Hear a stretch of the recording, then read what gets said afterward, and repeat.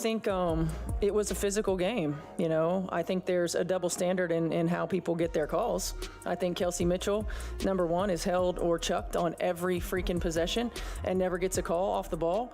I think Aaliyah Boston is the worst officiated post player in the league. She never gets a call. There's a double standard there, certainly. But again, if it's going to be physical and you're gonna allow us to be physical, then allow both teams to be physical. If you're going to call the holds and you're going to call the chucks, and you're going to then call it both ways. So I think that we've been pretty consistent in what we're asking for, and I didn't feel like it was consistent, especially for those two. I think you could call a foul every time down the floor for those two. What you just heard wasn't just a coach criticizing referees. That was Stephanie White committing career suicide on live television. And the question that's been burning through WNBA insider circles for the past 48 hours isn't whether she crossed the line. It's what inside information forced her to destroy her coaching future in the most spectacular way possible. I'm Jax Riley, and I've been filtering through the digital breadcrumbs of this nuclear meltdown. And what I've uncovered goes way deeper than one frustrated post-game press conference. This was a calculated decision by a coach who knew exactly what she was risking. And the signals all point to something that made staying silent impossible. Before we dive into the conspiracy rabbit hole, make sure you're subscribed and hit that notification bell, because what I'm about to reveal about White's strategic career destruction is the kind of insider analysis you won't find anywhere else. The other channels are covering the surface drama. We're going forensic on why this happened now. Here's what we're uncovering today: the mounting pressure that's been building on White all season, the technical foul time bomb that was already threatening her job, the specific inside information that pushed her over the edge, and why Tuesday night's loss to Dallas became the moment she decided to take down the entire WNBA officiating system with her career. But first, you need to understand the impossible situation that led to this explosion. Because this isn't just about one bad call. This is about a coach watching her team get systematically dismantled by forces beyond basketball. Reaction been from you guys, the players, the coaches, to losing Sid and Ari? Yeah, first and foremost, just brokenhearted for them. They're two really good people that you hate to see this happen to. They've been an integral part of what we've been doing, and so hate it for them. Unfortunately, it's part of the deal, and we've got to roll with it. And we've got players in that locker room who believe in one another, players in that locker room who are as competitive as all get out.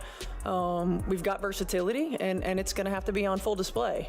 So I think now it's about playing to honor them, right, and playing for them. The Fever were already operating on life support. 2 season-ending injuries in one night had gutted their point guard rotation, forcing Kelsey Mitchell into an unnatural playmaking role she was never supposed to handle. With Caitlin Clark still rehabbing her groin injury, White was coaching with duct tape and prayers. But here's what the other channels won't tell you. This injury crisis wasn't just bad luck. It was the perfect storm that exposed every weakness in how WNBA officials treat Indiana's star players. When you're already down to emergency signings and players playing out of position, every missed call becomes exponentially more devastating. Excited. I know that Indiana is a great organization, and just to be a part of it and just to be here with the great players that I'm going to be playing with, this is a great opportunity. I'm just happy to be here.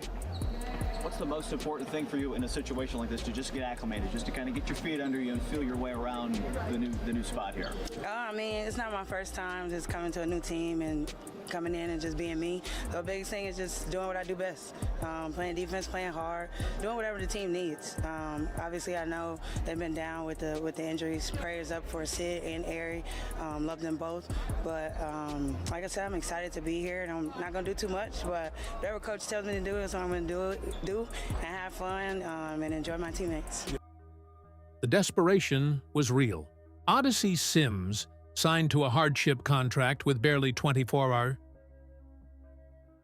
hours to learn the system, was thrust into meaningful minutes against a Dallas team that knew exactly how to exploit Indiana's vulnerability. Every possession mattered, every call carried more weight, and the margin for error had shrunk to nothing. And that's when the officiating became the story. Not just bad calls, systematic, pattern-based officiating that White had been tracking all season long. Okay, now let's get into rumor territory. Nothing is officially confirmed, but the online chatter is too loud to ignore. According to deep-dive Reddit investigations and insider TikTok content that's racking up millions of views, Stephanie White has been documenting officiating inconsistencies all season. We're talking spreadsheets, video compilations, statistical analysis, the full investigative arsenal. Review. We have no illegal conduct by Euro, so the call will stand as confirmed. This will be also. Indiana will lose their challenge as well as their timeout. One shot for Euro. Thank you. That's stunning to me. I mean, Aaliyah Boston, look at her. Lee puts her one hand down and then pins Boston down with her other arm. I gotta say, Rebecca, I'm sure we'll get an explanation from Sue Blau at some point soon. This is smoking gun evidence that validates everything White would later explode about. When your own broadcast team is expressing complete shock at officiating decisions, when Rebecca Lobo is calling it stunning and asking for explanations that never come, you're looking at the kind of systematic bias that destroys careers and franchises. But here's the angle nobody's covering: White's technical foul accumulation this season. The temperature of the online conversation suggests she was already sitting on 4 technical fouls, the most among WNBA coaches, putting her 1 technical away from automatic suspension. She was already coaching on borrowed time. So when Tuesday night's officiating reached peak absurdity, White faced a choice: stay silent and watch her team get eliminated from favorable playoff positioning, or go nuclear and take her career down. With the entire officiating establishment, she chose the nuclear option, and the signals point to specific inside information that made staying silent impossible. Putting her hands on Sophie to shove her up. You see Sophie's hand in the air. Both hands are in the air right here. And Paige Beckers is shoving. She is shoving her clean off. Boom! Pushed her right into Howard. Pushed her into Howard. Now she's wide open and waiting for a pass like she just didn't do anything. Like she just didn't do anything. Wide open down here. Look at her. And then all of a sudden you get the whistle. And look at the ref. You see the ref? You see the ref right here. Calling the foul. And guess who the foul was on? Sophie Cunningham. Look at this frame-by-frame breakdown of the Sophie Cunningham controversy. Both hands in the air, getting shoved by the opponent, and still receiving the foul call. This isn't incompetence. This is systematic targeting that follows a pattern White had been tracking all season. But the story doesn't end there. The digital. Breadcrumbs suggest White had been building a case against specific referee crews, particularly Amy Bonner's crew that worked Tuesday's game. Official sources won't tell you this, but if you follow the social media signals, a different picture emerges. There to share the wealth in that regard. Boston was pushed down, 7 to shoot. Boston methodical on her take.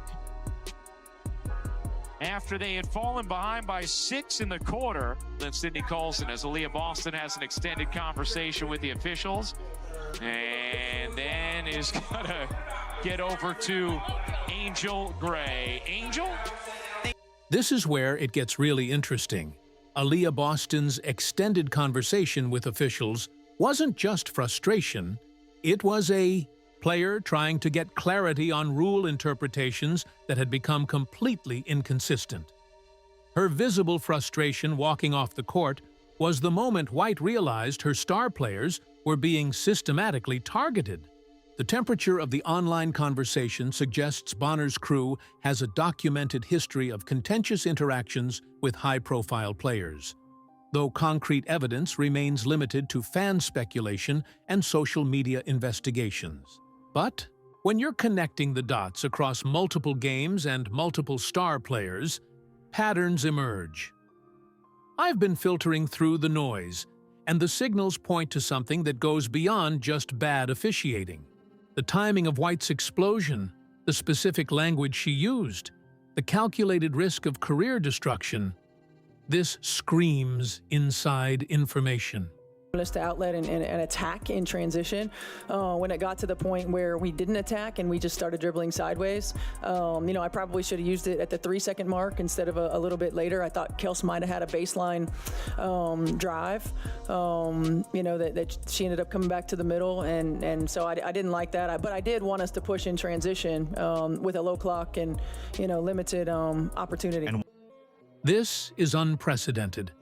A coach publicly admitting tactical errors while simultaneously launching a nuclear attack on league officiating. White owned her timeout mistake, which actually gives her criticism more credibility. She's not deflecting. She's saying, yes, I made errors. And the officiating was systematically biased. That level of calculated honesty from a coach who knows she's ending her career, that's someone who has information they can't stay silent about. Here's what really happened. Based on the digital detective work that's been building across WNBA insider communities, White didn't just snap in the moment. This was a planned detonation. The signals suggest she's been building a comprehensive case against officiating bias affecting multiple star players, not just her roster. The Reddit investigations point to statistical disparities in foul calls for popular players like Clark, Boston, and others who drive ratings and attendance. It's never fun to lose. I thought we got a pretty good look out of it. But again, I think, we shouldn't have been in that position to begin with. The 17 turnovers got us there. So yeah, we shouldn't have even been there. But I thought, Kelsey got a look at it. It's unfortunate, but yeah, on to the next. Player accountability mixed with systematic criticism. When your own players are taking responsibility for turnovers while simultaneously dealing with officiating inconsistencies, you're looking at a team that's been gaslit all season. White saw it, documented it, and finally couldn't stay silent. But here's the conspiracy angle that's driving millions of views on TikTok and Reddit. The theory that WNBA officials are deliberately targeting popular players to humble them and prevent rookie favoritism from affecting veteran dynamics. Official sources won't tell you this, but the online temperature suggests referee evaluation committees are aware of the mounting criticism but are defending decisions through official channels. That creates a perfect storm where coaches like White feel they have no recourse except public explosion. The influence network driving these narratives is exploding across social platforms. Sophie Cunningham's podcast has become ground zero for referee criticism, despite her being fined twice for officiating comments. Her latest episode attacking the Paige Bueckers treatment is amplifying across platforms, creating an ecosystem where White's nuclear criticism becomes part of a larger movement. You were on the floor during that late third stretch when the Wings went on that run. What did you see that went sideways for you guys in that stretch? We were just turning over the ball. I mean, yeah, as I said, the 17 turnovers, and I think we just didn't match their physicality, and, we needed to clean it up, and I think that's what happened in the fourth when the girls come in and they really looked after the ball and, shared the ball offensively, and I think that's how we got into more of a groove. It really started defensively, and in that third, we just let it slide. They had way too many, points off our turnovers. Player perspective on physicality disparities that supports White's systematic bias argument. When your own players are acknowledging they didn't match their physicality, while simultaneously getting called for fouls on identical contact, you're looking at the kind of double standard that forces coaches into desperate measures. The viral pattern analysis shows the specific phrase double standard from White's press conference is being weaponized across social media as evidence of systematic bias. Fan-created compilation videos showing alleged missed calls are racking up engagement numbers that dwarf traditional sports media coverage. So, what forced White to choose career destruction over silence? I've been connecting the dots, and the E22 evidence points to three critical factors that made Tuesday night the breaking point.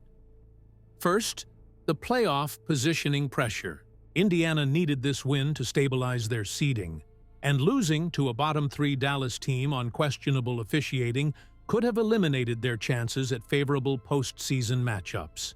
When you're already dealing with a decimated roster, losing winnable games to officiating becomes existential. Second, the technical foul time bomb. With 4 technical fouls already accumulated, White was one call away from automatic suspension. She was already coaching on borrowed time, so the career risk of going nuclear was lower than it appeared. She was facing potential suspension anyway. Third, and this is the big one, inside information about referee crew assignments and evaluation processes that convinced her the bias was systematic, not accidental. The signals suggest White had documentation of patterns that made staying silent feel like professional negligence. But that brings us to the inevitable question: was this calculated career sacrifice worth it? The digital detective work suggests this isn't just about one coach's career. This is about fundamentally changing how WNBA officiating operates. The Washington Post coverage describing WNBA officiating as no longer an annoyance, but a threat to the league, signals mainstream media is starting to pivot toward supporting referee reform narratives. White's nuclear criticism might have been the catalyst needed to force systematic change. The prediction models suggest this controversy will escalate if Indiana faces another close loss with questionable officiating. White's career destruction might have been the opening salvo in a larger war for officiating accountability that could fundamentally alter WNBA competitive dynamics. Here's what's really at stake. If White's inside information proves accurate, if the patterns she documented are real, then her career sacrifice becomes the first shot in a revolution that changes everything. If she's wrong, she just destroyed her coaching future for emotional reasons. The evidence suggests she wasn't wrong. The social media amplification patterns, the mainstream media pivot, the player support network that's emerging, all signals point to White having information that made silence impossible. This wasn't just a coach having a bad night. This was someone with inside access to systematic problems, choosing to expose them regardless of personal cost. Strategic coaching insight showing White's trust in her players and tactical acumen. This isn't someone who makes impulsive decisions. This is a calculated strategist who chose nuclear criticism after exhausting other options. The broader implications are staggering. If White's documentation of systematic bias holds up to scrutiny, we're looking at potential league-wide officiating reforms, possible suspensions of referee crews, and fundamental changes to how star players are officiated. The competitive positioning advantage here is clear. While other channels focus on emotional reaction content, the real story is White's strategic career sacrifice to expose systematic problems that affect the entire league. This isn't just about Indiana. This is about the future of WNBA competitive integrity. So what's your take on Stephanie White's calculated career destruction? Was this a desperate coach making excuses, or a whistleblower exposing systematic corruption that needed to be revealed regardless of personal cost? The evidence suggests someone who had inside information that made staying silent feel like professional malpractice. The prediction models indicate this controversy will intensify heading into playoffs, with potential for league-wide officiating. Reforms or high-profile suspensions that could fundamentally alter WNBA competitive dynamics. White's nuclear criticism might have been the sacrifice needed to force change that benefits every team and every star player in the league. If you appreciate this kind of deep dive investigation into the stories behind the stories, make sure you're subscribed because this is just the beginning. The officiating controversy is going to explode over the next few weeks, and we'll be here connecting the dots that other channels miss. What do you think? Did Stephanie White just save the old WNBA twin by destroying her own career? Drop your take in the comments, share this with anyone who needs to understand what really happened Tuesday night, and we'll see you in the next investigation where we'll be tracking exactly how this plays out in the playoffs. Because if White's right about systematic bias, everything changes. And if she's wrong, she just taught us exactly what desperation looks like in professional sports.